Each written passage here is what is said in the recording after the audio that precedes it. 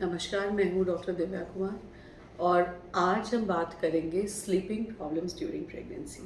Pregnancy वैसे तो एक फिजियोलॉजिकल कंडीशन है और एक ऐसा पड़ाव है हर औरत की ज़िंदगी में जो आता है और उसको हम बड़ी हैप्पीनेस के साथ we start with so much of positivity, but जो फिजियोलॉजिकल चेंजेस, जो हार्मोनल चेंजेस होते हैं बॉडी के अंदर, उसकी वजह से जो कुछ चीज़ें हमें थ्रू आउट प्रेगनेंसी, अलग अलग प्रकार के चीज़ें हमें we have to go through different different different types of, I can say, छोटे छोटे फिजिकल प्रॉब्लम्स होते हैं जिनसे हमें एडजस्ट करना पड़ता है।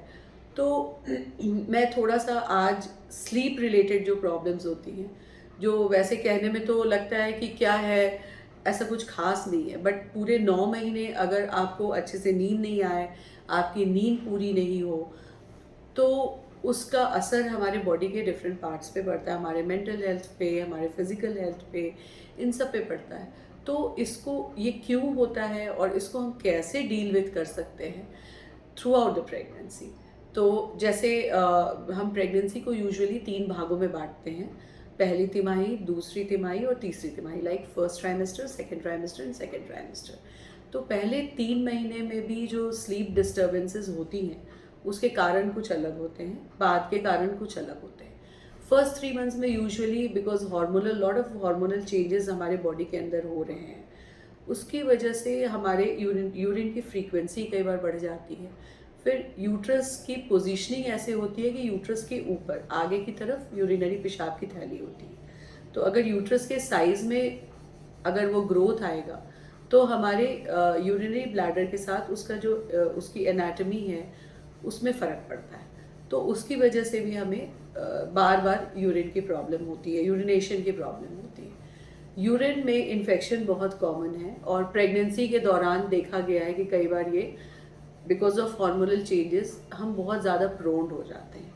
तो यूरिन में इन्फेक्शन एक कारण हो सकता है, जो एनाटमी अंदर की चेंज होती है वो एक कारण हो सकता है, और जो हार्मोन्स का इंटरप्ले हो रहा है आपकी बॉडी में उसकी वजह से भी यूरिन की फ्रीक्वेंसी में बढ़ जाती है। तो how to deal with this problem. सबसे पहले तो बड़ा कॉन्ट्राडिक्टरी ये स्टेटमेंट है कि यूरिन में इन्फेक्शन ना हो इसके लिए हम कहते हैं कि बहुत ज़्यादा पानी पियो, और रात में आपको कई बार यूरिनरी फ्रीक्वेंसी हो जाती है बिकॉज ऑफ हार्मोन्स, जो हार्मोन के लेवल आपके बॉडी में अप हैं, तो हम कहते हैं कि कम पानी पियो। तो उसका तरीका, एक आसान रास्ता ये हो सकता है कि जो आपका वाटर इनटेक है, जो ऑलमोस्ट 3 to 4 लीटर्स के आसपास होना चाहिए, वो आप डे टाइम में बिफोर गोइंग टू बेड, से 7 PM 6 PM से पहले उसको आप कंप्लीट कर लो। इससे होगा कि जो जितनी फ्रीक्वेंसी आपकी डे में होगी नाइट में उतनी नहीं होगी। अगर उसके बाद आप वाटर इनटेक बढ़ाते हो तो आपकी नाइट की फ्रीक्वेंसी बढ़ जाती है। नाइट की फ्रीक्वेंसी अगर यूरिन की बढ़ गई तो फिर आपको, आपकी नींद पूरी नहीं होगी, और नींद पूरी नहीं होने से you will have lot of anxiety, stress. इतना ही नहीं, कुछ लोग जो प्रोन्ड होते हैं उनमें बीपी भी बढ़ने के चांसेस होते हैं। तो इसका सिंपल तरीका होता है कि हम अपना वाटर इनटेक 6 PM 6:30 7 o'clock तक मैक्सिमम हम कंप्लीट कर लें, और उसके बाद हम उतना ही पानी लें जितना हमें ज़रूरत महसूस हो, लाइक इन सिप्स और may be like 100 ml, like that. तो ये तो फर्स्ट ट्राइमेस्टर की बात हो गई। सेकेंड ट्राइमेस्टर की अगर हम बात करें तो सेकेंड ट्राइमेस्टर में क्या होता है, बिकॉज हमारे यूट्रस का साइज अब बड़ा हो जाता है। अब यूट्रस हमारे एब्डोमिनल कैविटी, मतलब पेट वाले हिस्से के नीचे, पेल्विस से एब्डोमिनल कैविटी में आ जाता है। तो जो पहली प्रॉब्लम होती है यूरिनरी फ्रीक्वेंसी की, वो स्टेसिस, मतलब कई बार क्या होता है कि जो पेशाब की थैली यूट्रस के आगे होती है तो उसमें जो एनाटॉमिकल चेंज होता है बिकॉज ऑफ यूट्रस की ग्रोथ की वजह से, तो इनका रिलेशन आपस में थोड़ा चेंज होता है।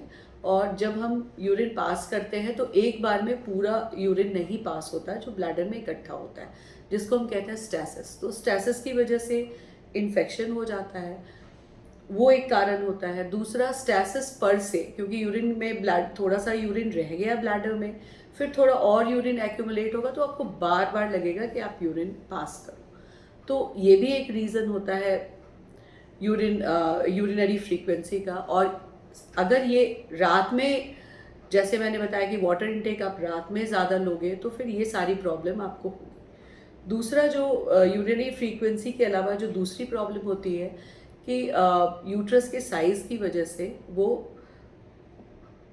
जो साथ में इंटेस्टाइन वगैरह को पुश करता है यूट्रस अपनी जगह बनाने के लिए, तो गैस और ब्लोटिंग के भी सिम्टम्स काफ़ी ज़्यादा बढ़ जाते हैं सेकेंड ट्राइमेस्टर में। और ये अगर आप रात में डिनर आप लेट ले रहे हो, डिनर लेने के इमीडिएटली बाद आप बेड पे चले जाते हो सोने के लिए, तो ब्लोटिंग की, गैस्ट्राइटिस के सिम्टम ज़्यादा होते हैं और इसकी वजह से भी आपकी नींद पूरी नहीं होती है।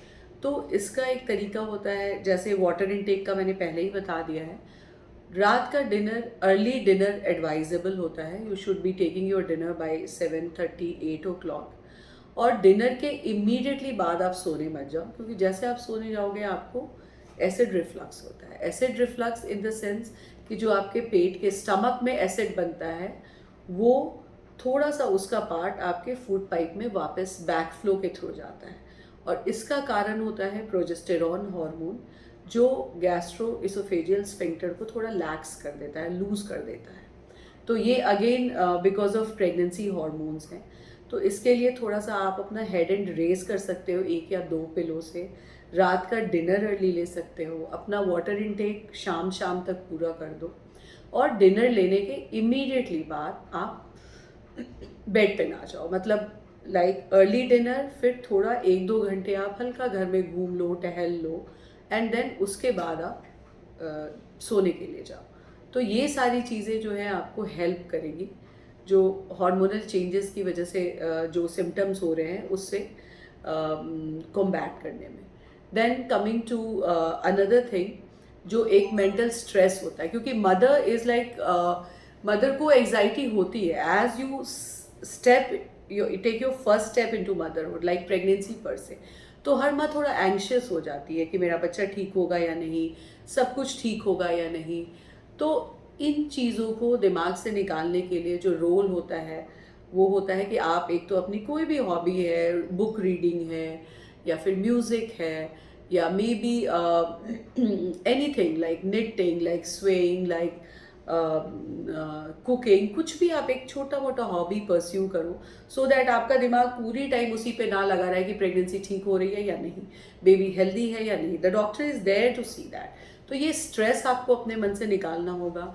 थोड़ा बहुत मेडिटेशन का रोल होता है, प्राणायाम का रोल होता है, योग का रोल होता है इन चीज़ों में। तो एक बार आप एक कंप्लीट अपनी प्रेगनेंसी केयर का प्लान आपको करना पड़ेगा। अगर आपको स्ट्रेस या एंजाइटी ज़्यादा है, you share with your doctor. हमारे पास बहुत सारी चीज़ें होती हैं जिससे हम आपको हेल्प कर सकते हैं। तो ये जो स्ट्रेस अगर आप निकालोगे, then also you will have a good night sleep. तीसरी जो चीज़ें हैं कि कई बार हम रात में नहीं सोते because of so many things like mobile, social media, या बहुत ज़्यादा टीवी व्यूइंग कर रहे हो। तो अपना रूटीन आपको बनाना पड़ेगा, बिकॉज जो एक गुड नाइट स्लीप का रोल है वो आप डे की स्लीप से पूरा नहीं कर सकते हो। तो you have to set your routine like that. Like जैसे कहते हैं ना कि आपके अंदर जो बेबी है उसको जो आप अच्छे संस्कार देना चाहते हो, एक अच्छा रूटीन देना चाहते हो, that has to start right when the baby is in your womb. So आप जितने डिसिप्लिन्ड होगे, आपका रूटीन जितना अच्छा होगा, तो बेबी इन चीज़ों को कहीं ना कहीं इम्बाइब करता है।